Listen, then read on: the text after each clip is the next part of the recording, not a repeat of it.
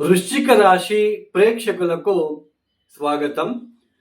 2026 April మాసంలో వృశ్చిక రాశి వాళ్ళ ఫలాఫలాలు. ముఖ్యంగా ఈ ఒక మాసంలో గ్రహ సంచారాన్ని గమనిద్దాం. శని మీన రాశిలో సంచారం, గురువు మిథున రాశిలో సంచారము, రాహు కుంభంలోను, కేతు సింహ రాశిలోను సంచారం చేస్తున్నారు. ఇక సూర్యుడు ఏప్రిల్ 14వ తేదీ వరకు మీనరాశిలో సంచారము, ఏప్రిల్ 14వ తేదీ తర్వాత ఆయన మేషరాశిలోకి ప్రవేశిస్తున్నారు. ఇక కుజుడు ఏప్రిల్ 2వ తేదీ కుంభరాశి నుంచి మీనరాశిలోకి ప్రవేశిస్తున్నారు. అలానే బుధుడు ఏప్రిల్ 11వ తేదీ కుంభరాశి నుంచి మీనరాశిలోకి ప్రవేశిస్తున్నారు. ఇక శుక్రుడు ఏప్రిల్ 19వ తేదీ వరకు మేషరాశిలో సంచారం చేసి తదుపరి వృషభ రాశిలో సంచారం చేస్తున్నారు. ఈ గ్రహ సంచార రీత్యా ఈ వృశ్చిక రాశి వాళ్ళకి ముఖ్యంగా ఈ ఒక మాసంలో ఏప్రిల్ 14వ తేదీ తర్వాత సూర్యుడు యోగిస్తున్నాడు. అంటే ఈ ఒక మాసంలో యోగిస్తున్న గ్రహాలు ఎవరు అంటే ఒక్క సూర్యుడు మాత్రమే. అది ఏప్రిల్ 14వ తేదీ తర్వాత. ముఖ్యంగా పంచమ స్థానంలో శని కర్మకారకుడు శని సంచారం జరుగుతుంది.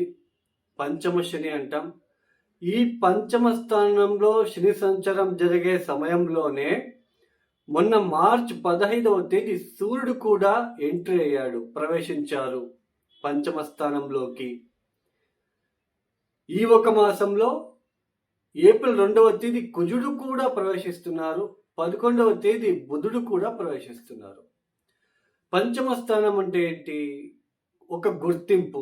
మనం చేసే వృత్తి వ్యాపారాల్లో ఒక గుర్తింపు.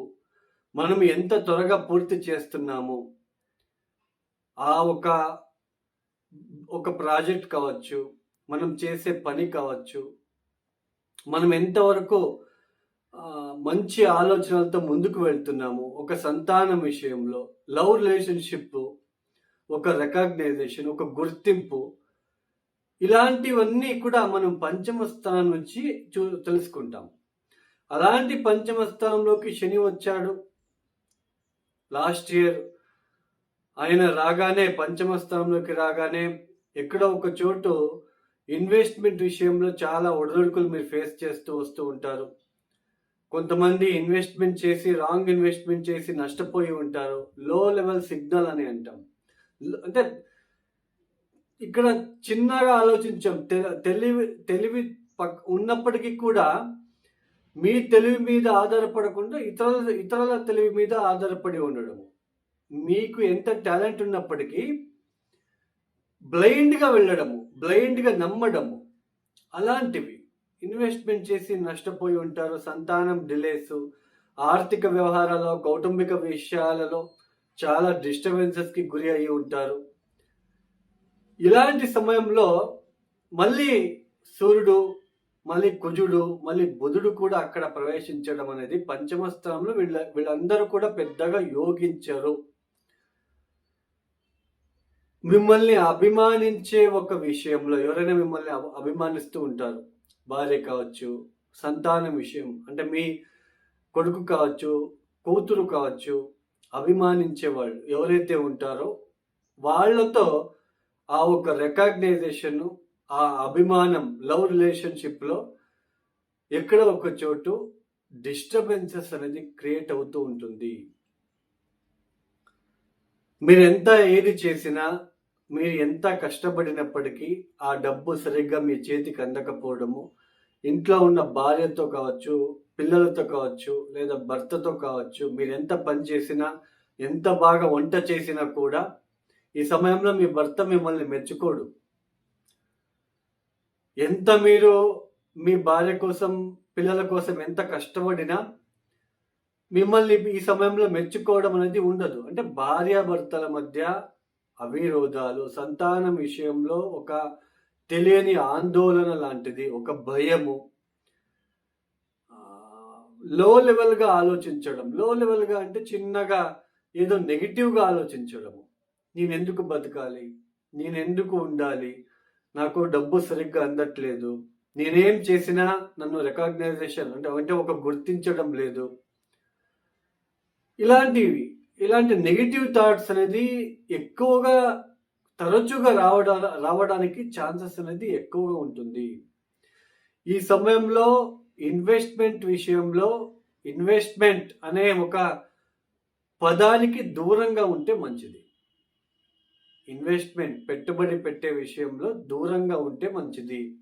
అది ఏ బిజినెస్ అయినా తీసుకోండి, పెట్టుబడి పెట్టడానికి ఇది మంచి సమయం అయితే కాదు.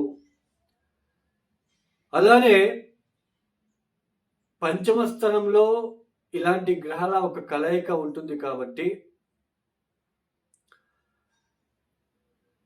దీర్ఘకాలికంగా ఏదైతే లాంగ్ ఇన్వెస్ట్మెంట్ అయితే వర్కౌట్ అవుతుంది, కానీ ఈ షార్ట్ కట్లో తొందరగా ముని ఈరోజు డబ్బు ఇన్వెస్ట్మెంట్ చేశాను రేపు వచ్చేయాలి అనుకుంటే ఇది వెరీ డేంజరస్. అలాంటి జూజాడము, బెట్టింగులు ఇలాంటి వాటికి జోలికి వెళ్తే ఖచ్చితంగా డబ్బు అనేది మీ చేతికి చాలా నష్టపోతారు. అలానే సంతానపరమైన విషయాలలో కూడా ఒత్తిడులు, ముఖ్యంగా గర్భిణీ స్త్రీలు చాలా జాగ్రత్తగా ఉండాలి ఈ సమయంలో. అలానే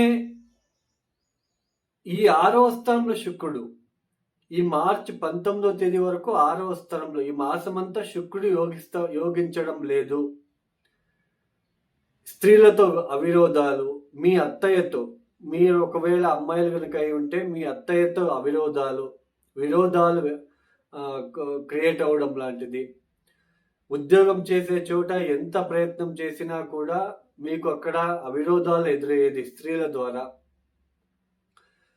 భార్య లేదా భర్త ద్వారా ఇబ్బందులు, అలానే స్టమక్ రిలేటెడ్ జీర్ణాంగ విషయంలో ఇబ్బందులు, ఇలాంటివి ప్రతిసారి మీకు ఇబ్బంది తరచుగా రావడానికి ఆస్కారాలు ఎక్కువగా ఉంటాయి.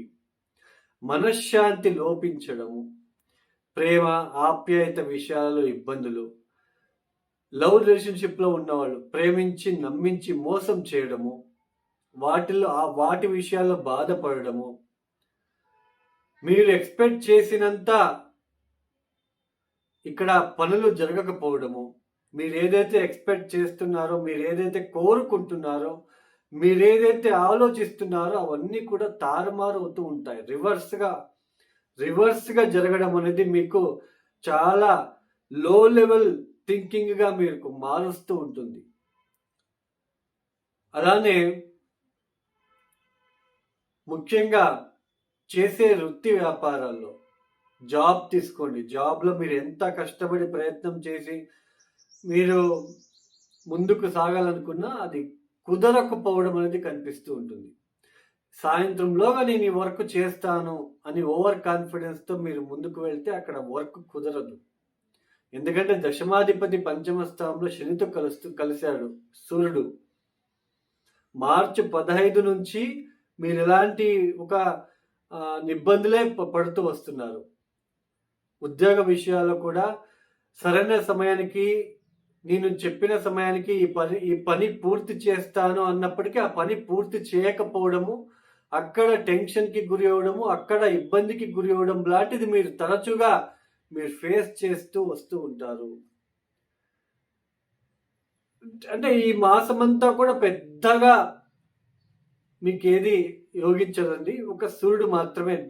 ఏప్రిల్ 14వ తేదీ తర్వాత కొత్త ఉద్యోగ ప్రయత్నాలు మీకు అనుకూలిస్తాయి. కాస్త కొత్తగా ఉద్యోగ ప్రయత్నాలు ఎవరైతే చేస్తూ ఉన్నారో వాళ్ళకి కాస్త అనుకూలిస్తుంది.